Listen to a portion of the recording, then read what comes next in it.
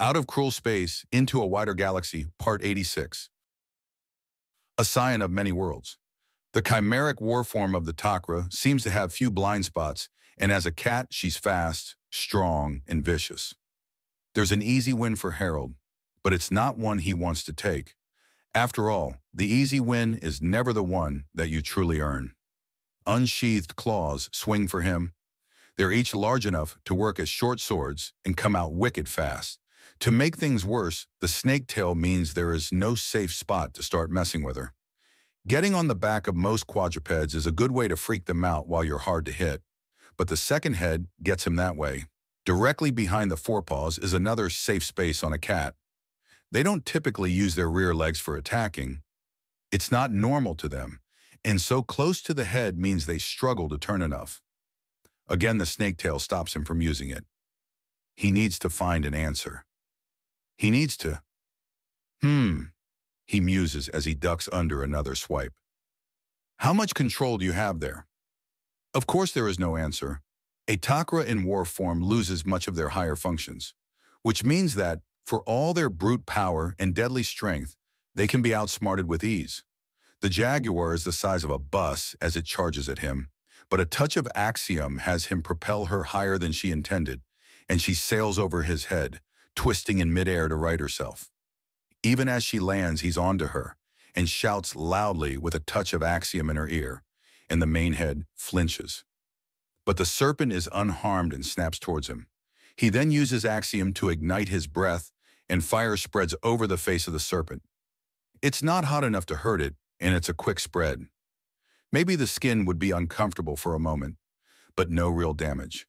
The response from the jaguar is intense as it yowls in panic and starts trying to beat out a non-existent blaze. It catches on quick and charges at him. He phases out of standard frequency with the galaxy and lets her pass through him.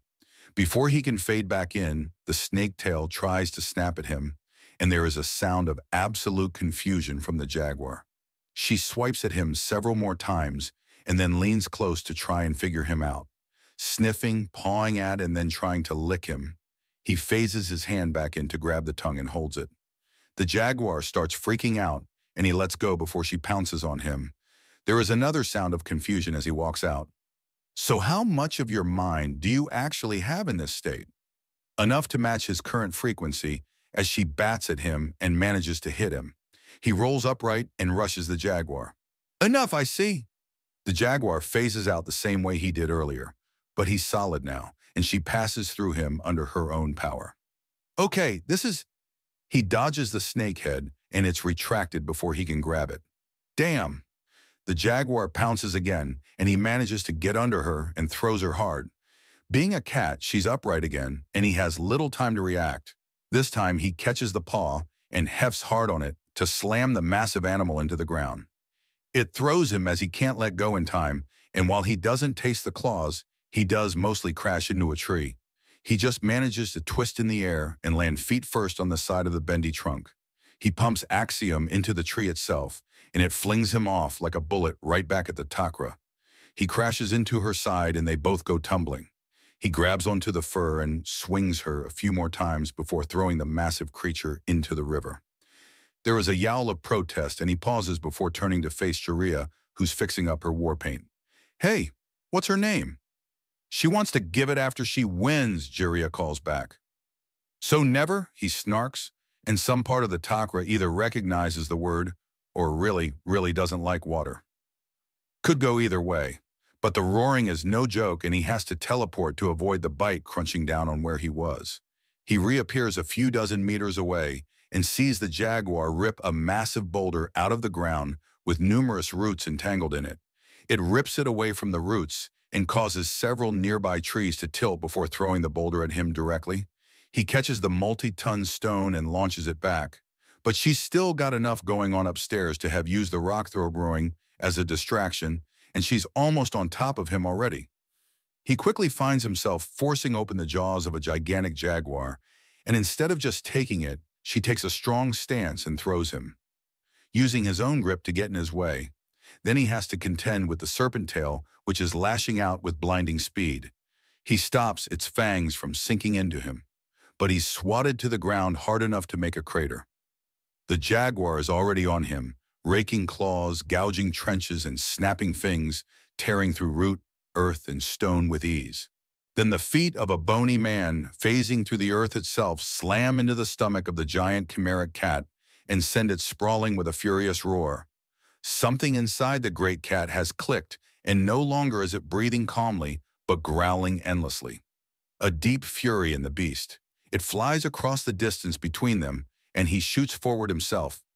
Just under the jaws and between the paws, he then tackles to the right and hits its back left leg to then grab on and start hauling. The sheer indignation in its voice and utter shock are almost funny as he slams the enormous feline into the earth.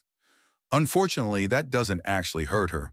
Not that he wants to, but it's hard to fight someone who's lost themselves in animal rage when you're not going to hurt them.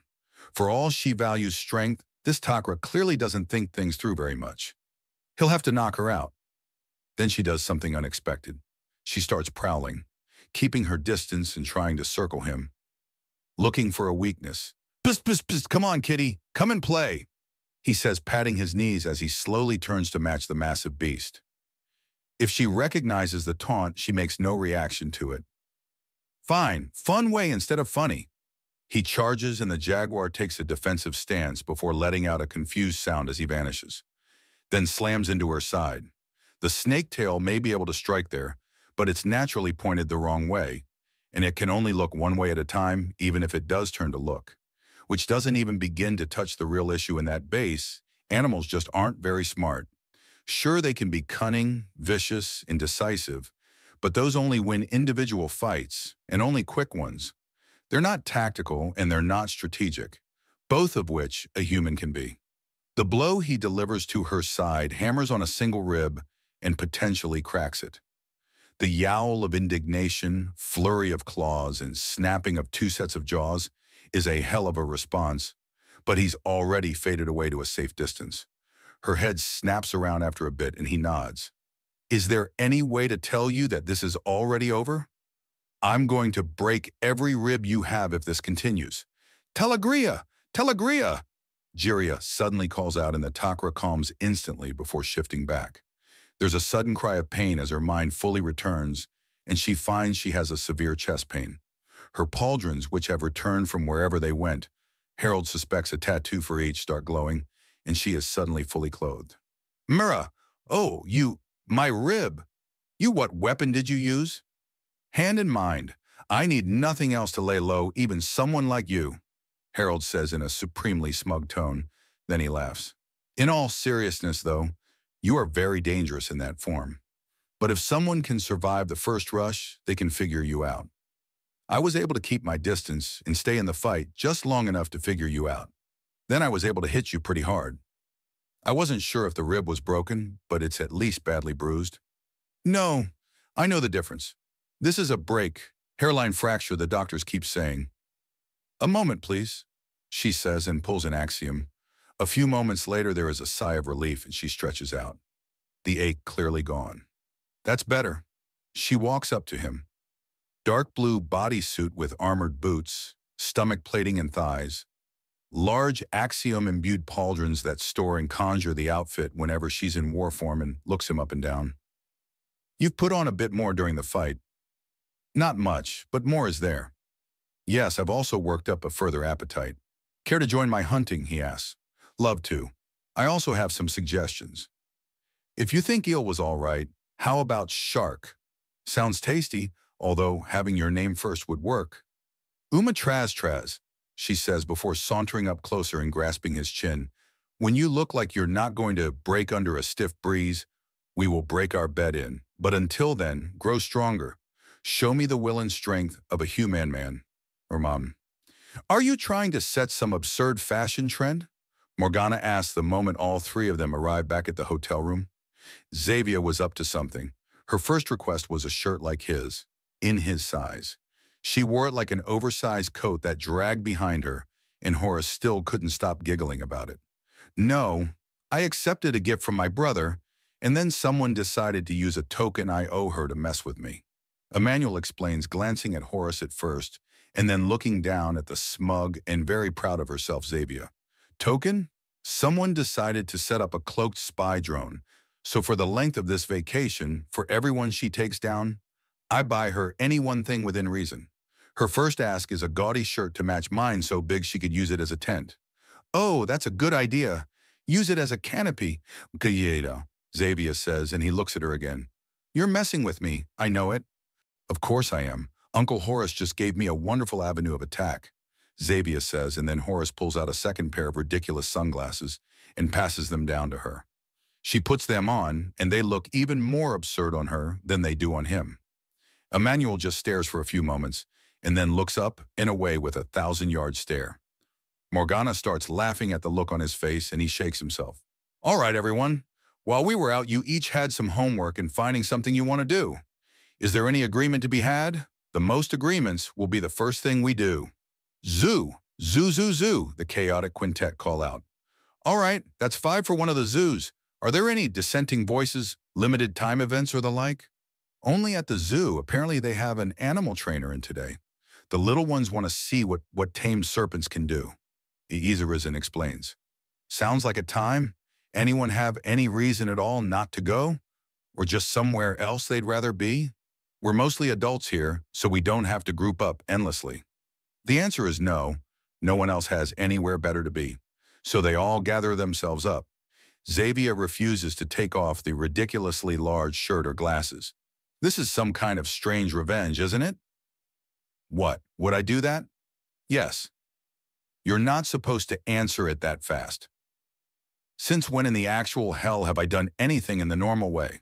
Emmanuel asks, and she considers. Well, I suppose you do still technically eat, breathe, and sleep. Xavier answers after a moment. You're getting better at this. Thank you. All right, if there's a time limit, then the quicker we go, the better, right? Emmanuel asks, and there is a bit of a flurry as pretty much everyone is already ready, and they're soon out the door and heading away. Followed by a quick cheer from Xavier as she spots a drone and chases it down before stabbing it with a knife of light. She doesn't want to leave holes in the walls here and there after all, he did say without damaging things. So this makes 2, Xavier calls out as she holds up her prize kill. The little Nagasha girls cheer at the sight. Mind if I have the scraps, my dear? I can make something of it fairly easily, Morgana offers. Like a better way of finding more? Xavier asks. And more. She promises and plucks the tossed camera drone out of the air. Thank you.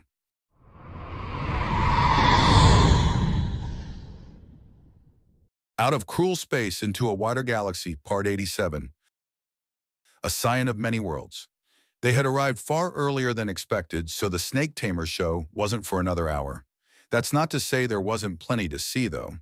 The chaotic quintet had sniffed out, possibly literally, the aquarium portion of the zoo, and right now, 7 laps now, Xavier says as she watches all 5 of the tiny Nagasha race a small school of brightly colored fish around a circular tank. It was in the style of a large pillar, so you could walk all around the habitat. Or in the case of the girls, race numerous fish simultaneously as your extremely amused mother recorded it. Think they're going to keep it up until they're dizzy? Emmanuel asks. They're going to make me dizzy at this rate, Xavier exclaims, and he chuckles. Hey, what's that breed? Mary II asks, and Emmanuel turns, knowing full well what's there. The tank she's indicating has crystal clear water and several bright blue fish in it that are trying to butt up against their reflections against a massive mirror. There's a sigh from Lady Allure as he crouches down to be closer to the 2 girls. So what would you do if I actually vanished into that mirror? Are you going to? No, but what would you do? He asked, genuinely curious. Making things up as you go is a good way to end up with a tangled mess behind you. At the very least, have what I had, which is a general idea of what you want and something to work towards. That way, even if you can't come up with a plan in time, you have a general direction you're working towards. You 2 think getting rid of me will help? Well, what will it help? What do you both actually want? Both of us. If you have an idea that you both want the same thing or things that don't bump into each other. So what are you both actually going for? Emmanuel asks as the 8th lap is completed and the quintet are starting their 9th. No sign of exhaustion in the fish or the little serpent girls, so the race must continue. Oleana tries before sharing a look with Mary. I just want things to make sense again. Everything changed and you went from the big problem to the big answer, and it doesn't make sense. Well, I think your education has worked against you a bit. You've been trained to fight, trained to solve a lot of problems with swords and spears. This problem, though, needs you to think it through, to understand and plan around it. But that doesn't solve anything. All the changes are still in place, Oleana protests. Not all change is something that can be undone. In this case, is it something you want undone? Numerous famines and droughts have been broken, peace negotiated, and medicines delivered. There would be a lot of death and misery on Lacren if what I did was undone. So you say, but we haven't seen that. Lady Margaery kept me in the southern forest to aid her in her patrols, and Lady Darrin is on the guard of the southern temple. The same temple that she assaulted and you broke out of, Oleana explains before pointing at Magrica and then Emmanuel. He then turns to Mary II and smirks. Is the fact that I put on so much weight what's turned you against me? You look like a strangely formed Urthani. Now all Urthani are strange. Because of you. Yes, and even if some black hole was going to open up, swallow me whole and I was gone forever, that wouldn't change. The change has been made. You can either run from it or learn from it. But it's not fair. How is it not fair, Emmanuel asks. Things change all the time and everyone has to deal with it. Things change for me. Things change for your mother and everyone on Lacron. Things are changing on this station even now for everyone that lives here. And that's just because we're visiting. Really? Yes, really, Emmanuel says, and there's a flash of light as Xavier finds that camera he's been ignoring, and she lets out a cheer. The quintet abandon their race and swarm around her to get a good look at the vaguely insect-shaped camera drone. So that makes 2 buys I owe you, Emmanuel calls over. I'm going to make you regret ever bringing me out in public. Trying to shame a man with military training is a bold move, little lady. Do you really want to see how this pans out? Emmanuel calls over. Bring it! All right then, consider it brought, Emmanuel says before turning back to Oleana and Mary. Anyways, I think you two need some time to think. But seriously, stop following your first assumptions and go with things. When I first woke up on Lacron, I thought I was captured by a crazy cult and in mortal danger. But you both can easily tell me the Grand Midwives are anything but. Well, maybe some of them, but such a large organization will have 1 or 2 crazies in it. Oh, and who's the crazy in the Grand Midwives? I don't know. It's a generalization. More something to brace myself in case I ever run into a crazy. I haven't met one, but someone irrational is rarely hard to find. Like you? You think I conquered a planet by being rational? You admit it? Oleana demands. Why wouldn't I? He asks. Oh, sweet goddess, just what am I going to have to do to make this man squirm? Zavaya asks in quiet horror. I don't know, Tiny, but I can't wait to find out, Magrica says with a laugh. I'm nearly twice as tall as you. And yet you don't live half as large, she replies.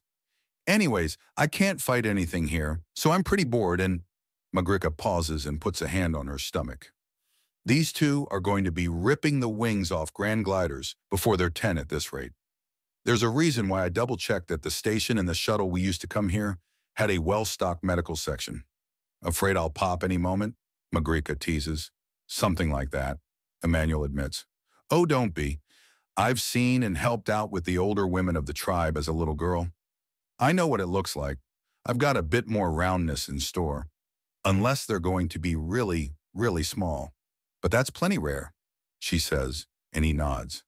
I suppose it should be expected, Morgana mutters to herself.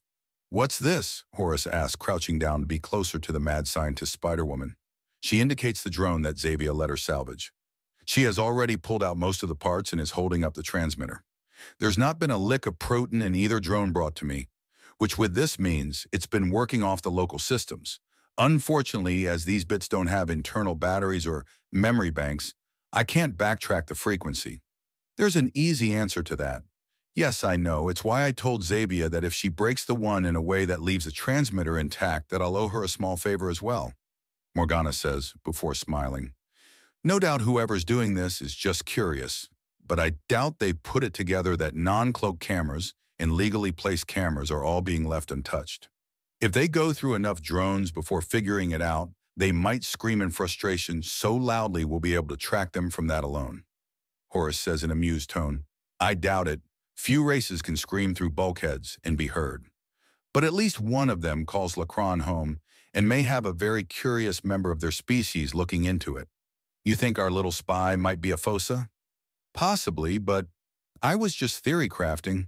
It could be any species, for any number of reasons too. Honestly, if I were to put my money anywhere, seeing as they seem to be made of local parts and on the local network, meaning cheap to mass produce and make, I'd wager we have someone not well off, curious and not very wise. So maybe a child? Well, the materials are of fairly low quality, Morgana admits as she quickly pulls out several more parts and holds them up. But that's only compared to the highest quality materials. That level just before you start special ordering your screws and bolts with very specific alloy percentiles. I see. Again, this type are locally crafted by a few factories in the production portions of the station. Nothing exciting. Do either of you believe these drones to be a true threat or merely someone more curious than polite? Lady Clarity asks as she interjects herself into the conversation. More curious than polite. What they're doing is bad manners and little worse than that. It's why it's a game of it and not something we're dealing with right away, Horace says. He's right. I know where they are more or less immediately, but none of them could even harm one of the little ones, let alone myself. I don't know. If they tried bonking each other with one they might, Horace teases. They're not quite that chaotic. They do know not to hurt each other. Isarazen notes leaning over to join in. Then no. These things are no threat. The only difference between these and basic off-the-shelf camera drones is that these ones have a very basic cloak on them. Very, very basic. On the level where they wouldn't be approved for a drone specified to observe animals. Morgana says. They are built well, but the only thing exceptional about them is that they're cheap and easily made. So could you teach me how to make them? Xavier asks and Morgana smiles. I would love to. We'll even use the parts of the ones you hunt to show you. All right, so that's my favor then. Oh, no, I am pleased to teach. I love it. Save the favor for something else. What do you mean? You'll think of something, Morgana states. Look at that one, Slimitz calls out as she points out to a bright yellow marine mammal that is mimicking her movements, and the other four start moving along with her, and they're quickly dancing with the miniature whale. So we still have time until, Xavier begins. Calling in a token? Emmanuel knows where she's going. She points to a nearby plaque, and he raises an eyebrow. Are you sure? Yes. All right, then. Did you bring a bathing suit? No. All right. That's part of the token. We'll need to take a few minutes to get you one, he says. Really? Really. She hits the water in a concentrated dive. On the other side of the glass, she can see them all. The little Nagasha girls cheering and swaying as the small whales start swimming around her. She had been warned that the tanks were actually a lot bigger on the inside. She turns around and sees entire pods of the playful beasts, and they butt up against her gently. Friendly clicks and squeals as they dance around her. Playful and kind. The choker that went with her new bathing suit kept her lungs filled with clean and fresh air, but also allowed her to swim down with ease. The goggles let her see as she all but dances around the creatures that have never been on Lacron and might never be on Lacron. What she does now, no Queen of Meru has ever done before. She swims further down and several of the friendly beasts nuzzle up. She gently holds on and they start swimming with her, letting her ride the small whales underwater. She exhales a huge lungful of water and cannot keep the smile off her face. She can see Isarazen speaking to an employee of the zoo and indicating herself and her daughters. It looks like she's the first one in the water and far from the last in her group. She sees him there, the big, terrifying moth image she held fades away as the water makes her vision ripple. She doesn't really remember where that image first came from. She can almost forget ever being angry at him. He waves at her.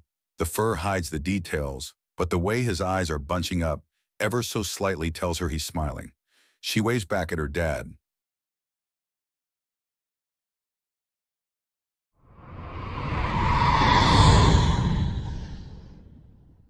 Out of cruel space into a wider galaxy, Part 88. A scion of many worlds. His fist crashes into the ridge of the shark's mouth. Bone breaks, teeth fly, and blood flows. The animal's still in motion, and he grabs onto one of the flippers to the side of the animal. He starts beating it in its underside and feels more and more of the animal's bones just break and fall apart. It tries to thrash, but it's already too late. The animal is dead, and he just has to stop it from ripping into him before it realizes that. It doesn't take long, and he swims up with his prize to grab onto the boat with his other hand. He hauls it up, and Yavra hefts it up further. He follows it, and with a slight burst of axiom, the water just falls off him. Jiria grabs and quickly guts the shark before filleting it and throwing it on a grill. "Another one coming!" Uma calls out as she pulls on her fishing pole, and in moments a gigantic shark is torn out of the water. And it is immediately punched in the underside, and as Uma keeps holding it up, he quickly starts using the apex predator as a punching bag. It's dead in moments, and he's soon helping slice it apart. The guts used to chum the water and lure in more aquatic predators. The moment a fin or shadow is seen, Harold dives in to continue bare-knuckle fishing. Over the course of 2 hours, he ends up killing a dozen sharks with his bare hands and eats until his stomach is distended, then deflated due to his axiom-accelerated metabolism, actively shifting nearly his body weight in shark meat. Of course, this also meant that he was making frequent use of the bathroom, but he had already progressed from under 100 pounds and primarily made of bone to a full 150 and made of braided wire over a skeleton. He needed a lot more. But he was getting there. "You certainly know what you're doing, little Hugh Man. Will you get bigger?" "Not by much. I intend to be more lean and quick than massive and imposing, no more than a doubling of my current body weight in muscle." "You think doubling it is small?" "Oh, little Hugh Man, we're going to get along beautifully," she says with a purr. "Compared to a titan who looks a bull Canidor in the eye, a mere 300 pounds of raw muscle is pretty small. But good things can come in small packages," Harold says as he readjusts his swimming trunks again as his waist expands. There's still no real fat on his body, but the sheer amount of muscle he's putting on is filling him in beautifully. The fact he's chasing down all the meat with a nutrient powder-filled drink lets him keep up this madness. "Okay, I think I've had my fill of shark. Does anyone want more?" he asks as his stomach outright empties under the onslaught of his hypercharged metabolism. "I think we're good, crazy human, but what's next? Is there anything in those cold mountains you call home that's a good fight?" Yes. Yes, there are," she answers. An hour later, and his heel meets the top of a snow-white boar with massively oversized tusks. The muzzle cracks, the pig squeals. He can already smell the bacon. About 20 minutes later, and it's very literal as the gutted boar creature is freshly skinned and being roasted over the fire as Yavra starts rubbing away the bits of fat and veins from the underside of the hide with a happy smile. "My mother will love this." Oh yeah, she's hard on her bedding, keeps shifting her wings in her sleep. "So another pelt to toss over herself when all is said and done is good." "Why does she keep lashing out in her sleep?" Harold asks, and Yavra shrugs. "I don't know, but she does. Did it as long as I remember. Most of my clothes were patchwork bits she sewed up after shredding her pelts." "Huh," Harold considers before he hears something in the distance.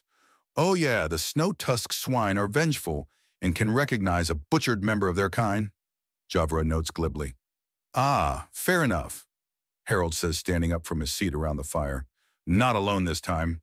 I'm going to show you just how a Nagasha fights such a foe," Jiria says, slithering forward next to him. "So hang back and watch?" "Hang back and watch. Besides, you've shown off plenty," Jiria replies as the boar starts pawing at the snow, then charges. Jiria starts to move, then stops as an echoing bang heralds a musket shot crashing into the eye of the boar, which crashes to the ground and makes a furrow in the snow that stops right in front of her. Everyone turns to Dumaya as she quickly reloads the weapon. "Next time, don't take so long explaining how you will fight. Just fight," Dumaya mocks her. "Kinda mean," Harold notes. "Mean? No. Funny? Yes, I fully expect her to kill Steel a bit." "Oh no, we're settling this now. Come on, our man has been working for his meal. Time to show him that we can do so." All right, but I'm already ahead, Dumaya says, and both women give each other a solid look and then nod. Then they race together into the mountains. Should we? The real danger around here is the weather.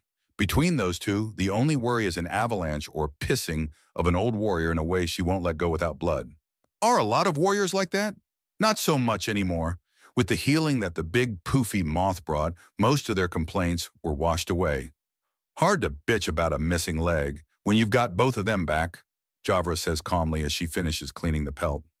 Of course, some of them still do. Out of habit, I think. I see. Is there anything else? Not really, unless they really screw up against the boars.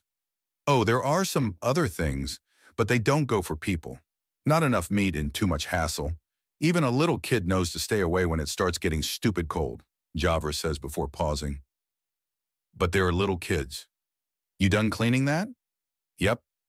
All right, let's go in case something goes crazy, Harold says as he picks up the spit they were roasting the skinned boar on and bends the space on a pocket of his winter coat. He then slowly, carefully stores the partially cooked thing in there and then nods to Uma and Javra. So is there a reason you're being a bitch, or did I just misunderstand you? This is about being strong, right? Strongest possible family? Yes. Well, it's only reasonable that we all make sure we're the strongest we can be, and you're not immune to it, Dumaya says easily before her musket sounds out. Another boar dies. Our husband has proven himself. Javra is proving herself, and Uma has proven herself. What about you, though? You think I can't keep up? Just because you have a great warrior in your family doesn't make you a great warrior yourself, Dumaya says. And that she is a goddess of war, the goddess of war, means you fall short of your ancestor no matter what you do, Dumaya remarks as she finishes reloading. So you think that I'm going to just give up trying to best her? Be better than her or like her? Are you? Dumaya asks. I agree in that I want my daughters to be stronger than me. Even if I can grow younger, I can still die in battle. So I want what I leave behind to be much greater than I. But do you? Can you even? I most certainly can, Jiria protests before rushing forwards and wrapping her hands around the tusks of a boar that had been almost entirely hidden in a snowdrift. She hauls it out and slams it down on a stone at just the right angle to break its neck. Don't mistake my awareness of my own weakness for weakness. I compare myself to a goddess. Do you think any or Thani on Lakran can compare to the primal? To the first? He is their god. Of course he's greater than them. My ancestress is a goddess. Of course she's better than me. When she was my age, she was already a galactic conqueror with entire star nations following her every command. But just because I am no goddess and I know I am no goddess does not mean that I am not worthy. Good. I wanted to see some fire and... Dumaya begins before her wings start growing heavy as her breath starts outright falling rather than merely misting in the cold air. She examines her rifle and sees frost creeping along it, even as her axiom aura fights to keep her warm. What is going on? Something's coming. It sensed us and... Jiria says before contorting out of the way as the stone and earth beneath her shatters. But she slides away from the edge of the enormous armored thing emerging from the ground. Frigid cold air billowing out from it, hiding its actual shape beyond the vaguest outline in the insanely thick fog. Don't use heat, Javra calls out as Jiria pulls out both a laser cannon and plasma cannon at the same time and then pauses, then is forced to dodge as the insanely cold thing lunges.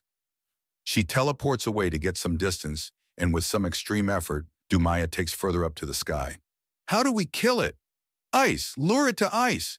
Its cold works against it if we can get it to bite an icicle. The cold makes rocks, metal, and people brittle. But water becomes stronger, Javra calls down.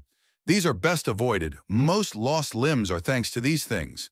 Then why didn't you warn us? Everyone's got a sister, aunt, or cousin who's faced one. Everyone knows to fly away when things get stupid cold. Joke's on you.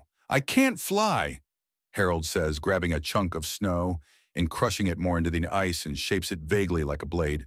He hardens in and throws it into the side of the thing. It doesn't shatter. It bounces off the side. It doesn't even get the creature's attention. He races forward, the blast of musket shot, and the sound of a round shattering against the hide of this freezing worm gets the creature's attention, more for the noise than any harm. "The sides are protected. You can only hurt it from the mouth," Javra calls as she flaps around and quickly sends a blade from her wing into the creature's mouth to draw some blood. But it's barely a drop. "Javra, Dumaya, you two are to keep it distracted with sound. Uma, Giria, get icicles. I'll keep it from running. We're killing this thing," Harold calls out. "Killing it? These are best avoided," Javra says. "Flying away is best." "But fighting it is the challenge," Harold says as he rushes from side to side and the thing tries to track him before he jumps. The sound of Dumaya shooting it again distracts it and gives Harold time enough to kick it hard.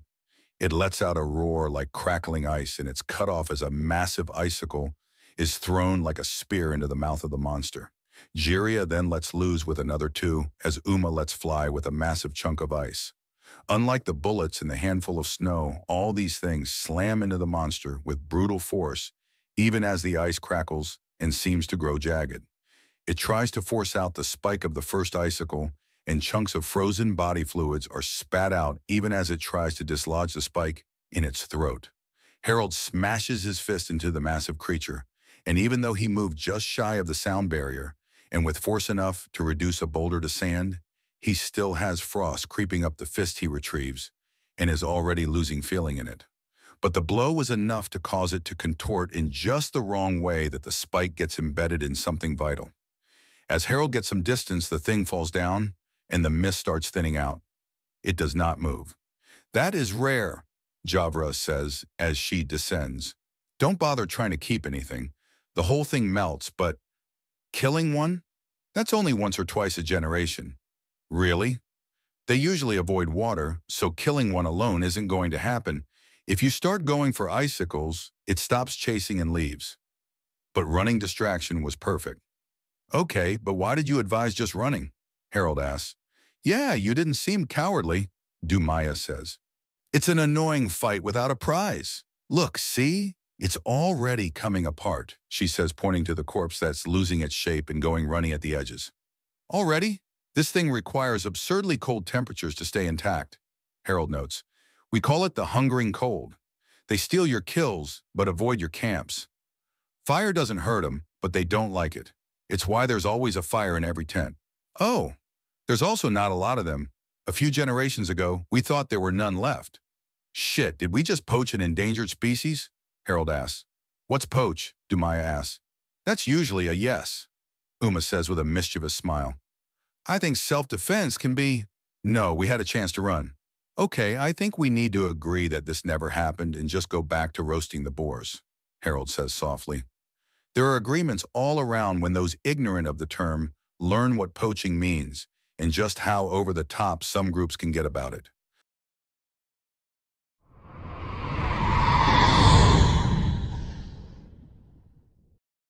Out of cruel space into a wider galaxy.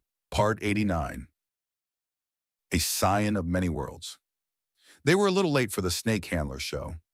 Everyone in the water was having too much fun in it. For one, for two, Mary and Oleana had found an cephalopod that knew sign language and answered simple questions. So they arrived about 5 minutes into the show as a Great Plains Nagasha woman dances with a trinity of serpents.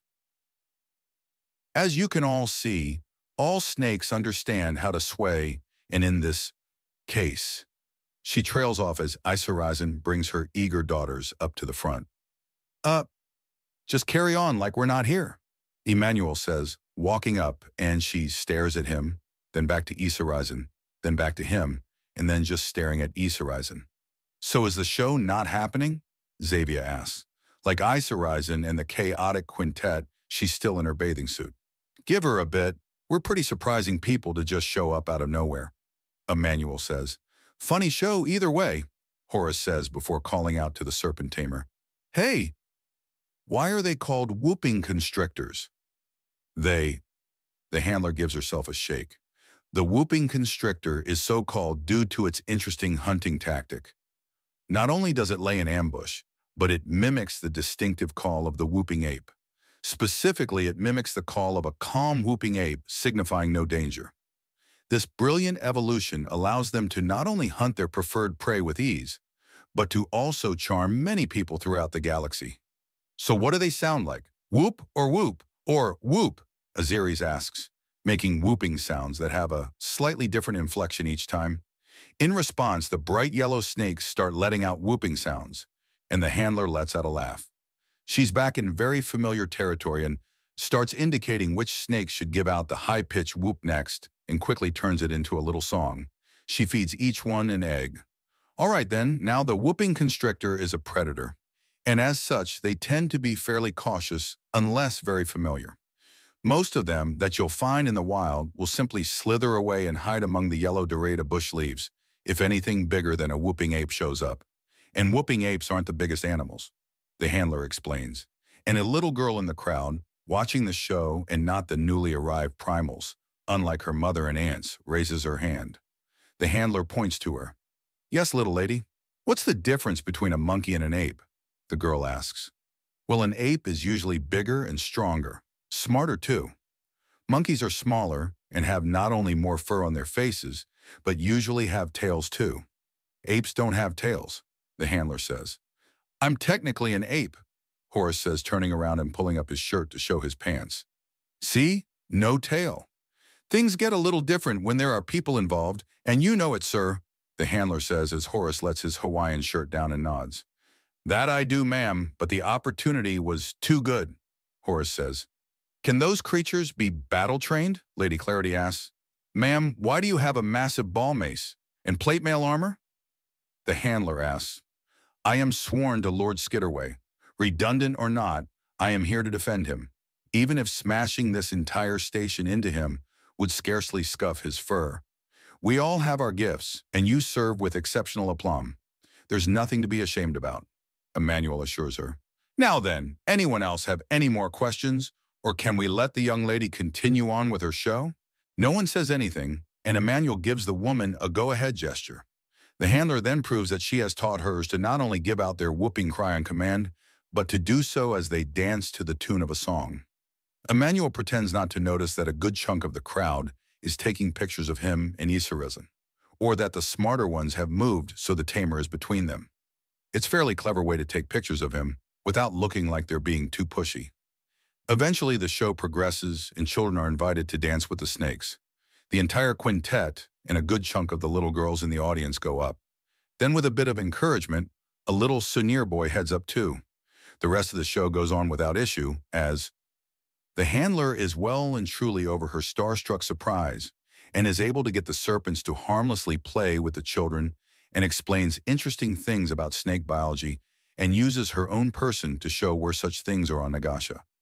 The little Sunir boy is fascinated to see the tiny pits on the woman's neck and collar region and even tries getting a tiny claw on one, but she gently stops him and then resists the power of his pout. There is brief excitement as Miss Ceres wants to try the meat that's being fed to the snakes and then gives off an entire full-body show routine about how gross she thinks it tastes as Xavier, Mary, and Oleana just laugh at the show.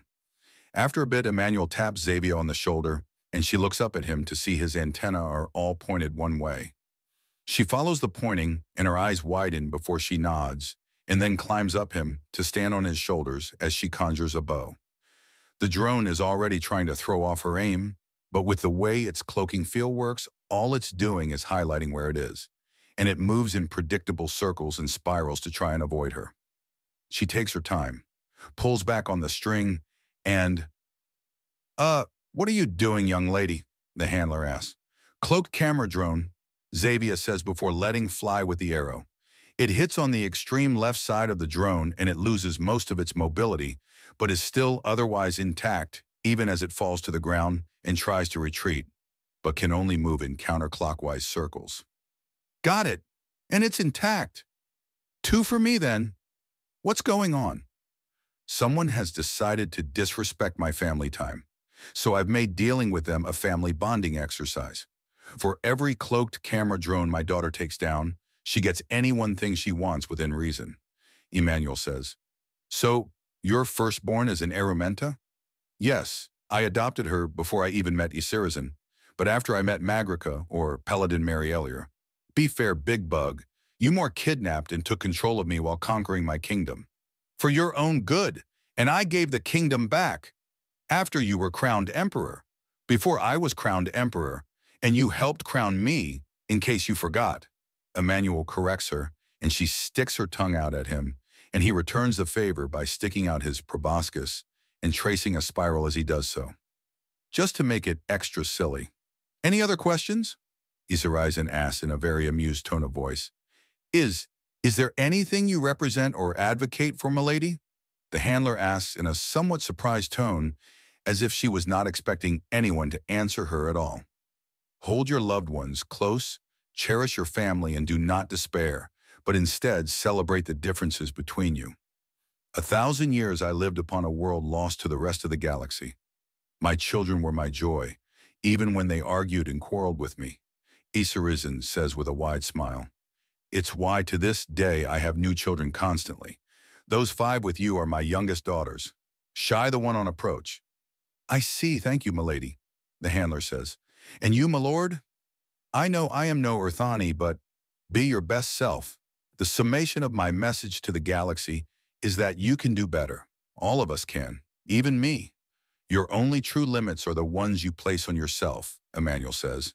The handler blinks, then straightens up and stands a little taller on her tail. I understand. Thank you both. Lady, this is everyday feel-good advice. Just because it's coming from primals doesn't mean it's suddenly extra special. It was good advice then, and it's good advice now, Emmanuel says with a laugh. Oh, yes, my lord. Enough of that. We're on vacation, just Nagasha and Earthani for now, Isarisen says in a kindly tone.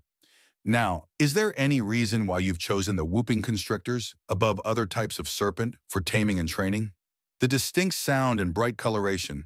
They're no easier or harder to tame than any other snake, the handler says before a chime goes off. Oh, sorry everyone, we've gone over time and need to pack it in. Thank you all for coming, and I hope my wonderful whooping friends here brought you some joy. Emmanuel and Horace begin applauding, and everyone else in the crowd starts picking up on it, leading to the handler offering a deep bow before wrangling up her bright yellow friends and rushing out with a slightly embarrassed look on her face. Well, someone, or rather someone's, just made her day, possibly her year or decade. The downside of celebrity, I can't do a thing without, Emmanuel begins before looking down. For some reason, the tiny Sonar boy had come up to them rather than his own mother. Can I help you, little man? Are you a boy? The Sonar asks. I'm a grown-up boy, yes. Will I grow as big as you? Maybe. Why do you want to be this big? Horace answers, and the little Sonar looks at him as if he said something stupid. Because bigger means you're in charge. Duh. Of course, duh, Horace says with a smile as he looks towards Emmanuel, who scoffs. Actually, my brother Horace and I are really big, so we can fight really big things. Why do you need to be big to fight big things? Well, if you can scare something that wants to fight into not wanting to fight, then you don't have to hurt anyone to stop a fight. And a lot of things out there are really silly because they think that bigger means more dangerous. In my experience, some of the most dangerous things are really, really small. Like what? Like getting sick. A sickness is so small you can't see it. But it really sucks, doesn't it? Emmanuel asks, and the little Sonar nods. So it's not bad to be small? He asks, and Magrika flutters up. Not at all, little guy. I'm plenty small, but I've beaten up all kinds of monsters, she announces. You're not small. You're bigger than me. Right now I am. If what I remember about your kind are right, though, you'll be bigger than me soon enough, Magrika says before the frantic flapping of larger wings heralds the mother of the little Sonar swooping in. Sorry, he's usually very shy. Well, good thing he's getting brave somewhere safe then, Magrika says, crouching down to his level, then bracing with her wings as her pregnant belly unbalances her. Isn't that right, little friend? I don't want to be little anymore. I've been little all my life. Nothing wrong with that. I'm still little, Magrika comforts him. But I don't want to be little anymore. Everyone's bigger than me. I told you, Dalen, you have a little sister on the way. There's nothing to be worried about. She's going to be really little. His mother chides him, and Emmanuel chuckles even as Xavier looks down with glee. She's never seen a Sonar just barely out of the toddler stages before. But I'm still the smallest now. If I may, Morgana offers, holding up a device. What's that? A very basic genetic scanner with projector. It will let the young man see just how big he's likely to end up being. Really? Dalen asks excitedly. Really? Why do you have that, Mother? Emmanuel asks. In case the little one spotted an egg of some kind and wanted to look at what it would look like. It could still happen. We have yet to go to the aviaries or reptile habitats. Morgana explains, and Emmanuel nods. She then receives a nod from the mother, who holds out her hand. A few moments later, after Morgana shows her how to use it, and a transparent image of a shorter-than-average fruit seigneur is standing above little Dalen. Wow, I'm going to be huge, he exclaims, and Horace fights down a snort. I'm a grower, not a shower. The little man then looks very confused as everyone over the age of 20 starts cracking up. What? Nothing. But that was not the right time or place for those words, Horace says. Huh? Just don't say it again until you know what it means, Horace advises with a laugh hidden in his voice. Mom, what does it mean to be a grower, not a shower? Oh no, Horace says as he starts giggling almost uncontrollably.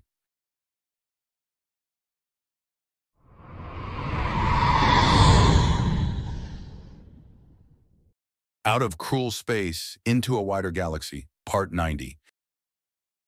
A scion of many worlds. He breaks off a chunk of a nutrition bar and chews on it.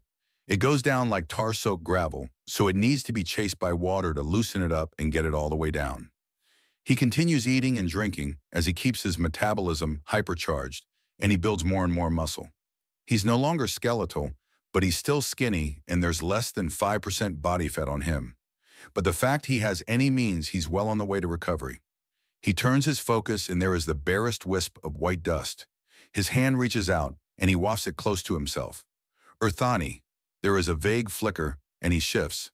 An obsidian claw followed by snow-white fur misses his neck closely enough to shave what little stubble he is growing. He weaves under the next claw and shifts to the side over and over, developing an easy rhythm to dodge the Earthani. Then catches her proboscis as she tries to catch him off guard. His foot meets her stomach, and she staggers back before he pulls her forward and slams his fist into her face while still holding onto the barbed spear that is her tongue. When she collapses to the ground, he finally lets go of the proboscis and leans over her. So what made you think that was a good idea? He asks her. Told you it wouldn't work. Pay up, Jiria says, and the Earthani woman groans in disgust before riffling through a belt pouch and tossing over some coins to her. What am I missing? Harold asks. Someone white and poofy wanted to see if the fight you had against my mighty ancestor was real or not. You did go a little over the top with it after all. Oh, so is she? Or is she not another prospective wife? Ooh, mammals? The Earthani asks. Well, that answers that. Harold notes even as Javra starts cackling.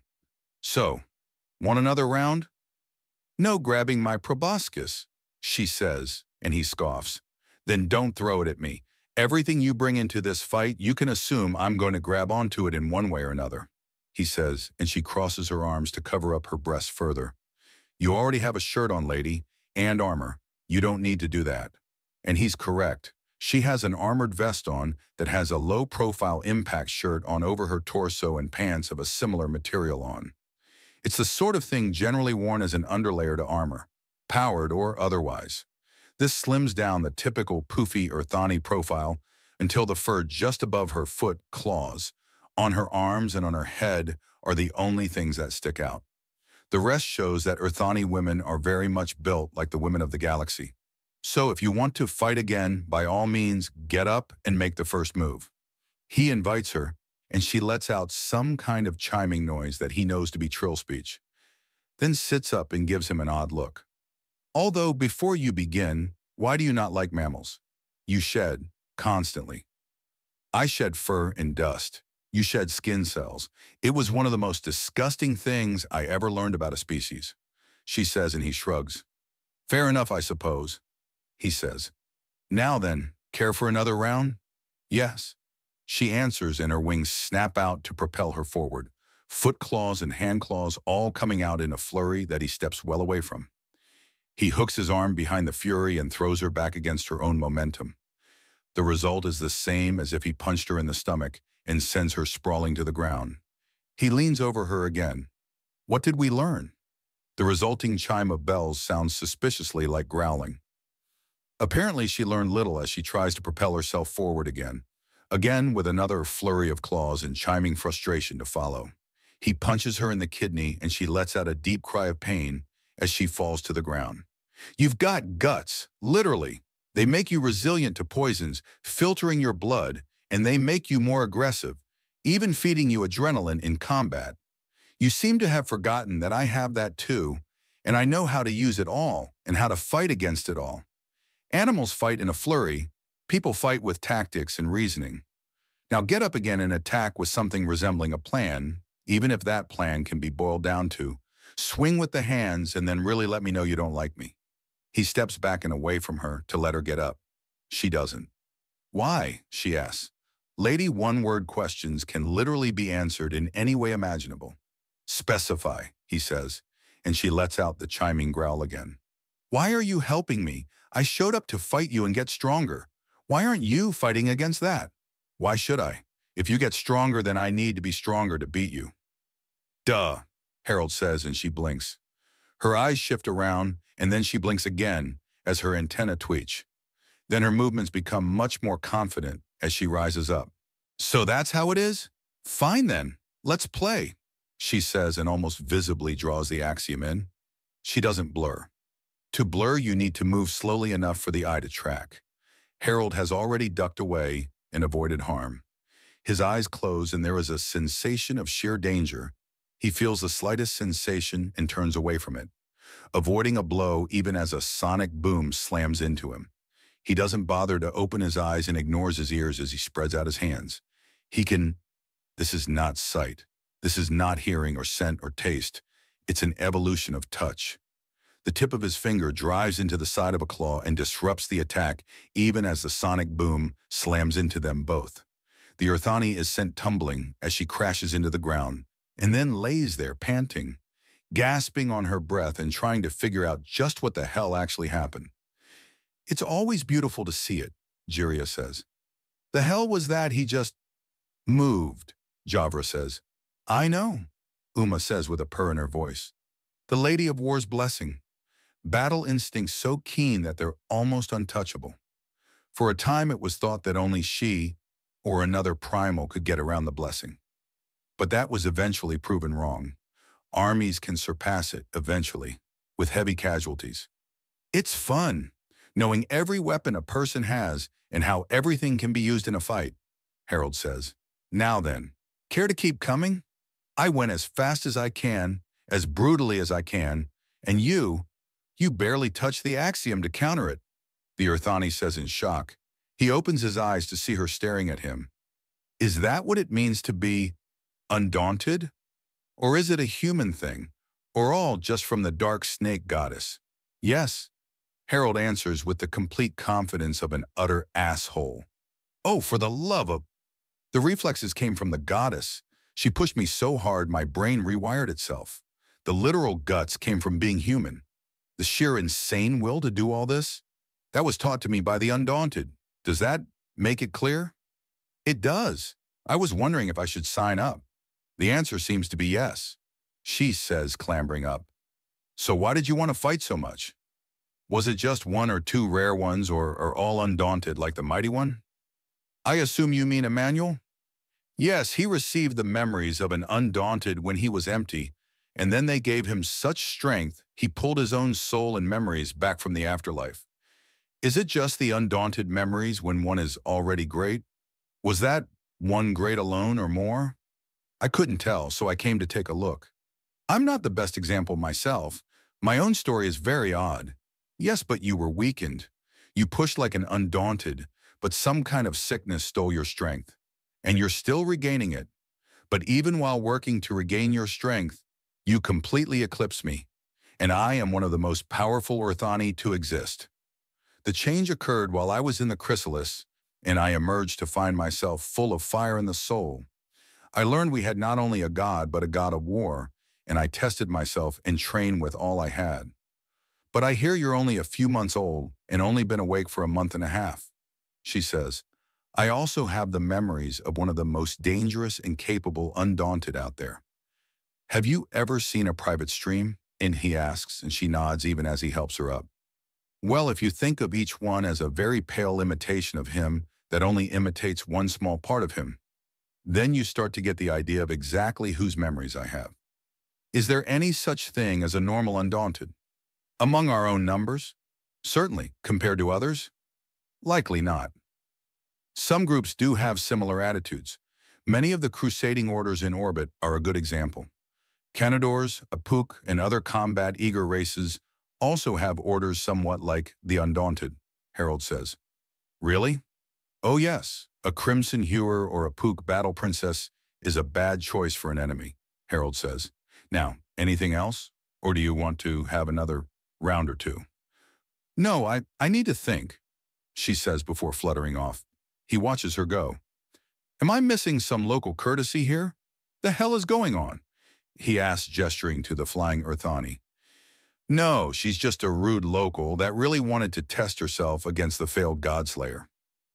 Jiria answers smugly, and Harold slowly turns to her. Otis, do people think I was actually trying to kill her? Harold asks. Honestly, it looked like it, Javra says. Not many people get just how powerful the Lady of War is. So when they see you reducing the world to a blasted hellscape to try and mark her, it looks like an honest murder attempt, Uma says. It looked like attempted murder, Dumaya says, which is what made it all the scarier when you brought the wrath of gods onto her, just for her to prove to be a real one. Then walking out of that, alive? Scary stuff. And I suppose that when word got out that I was dying due to sickness from before the fight, oh, the rumor mill churns out a lot of fun things. At the rate things are going, you're going to be considered a saint of battle. Joy. Wait, does it come with a cool hat? Because kicking ass in an awesome hat sounds like a blast. Harold contemplates. Helmets are more the official hat in the crusade, Jiria notes. What about a reinforced hat that also looks fancy? Say one that has a nice wide brim and feathers coming? Off it. Why are you suddenly fixated on this?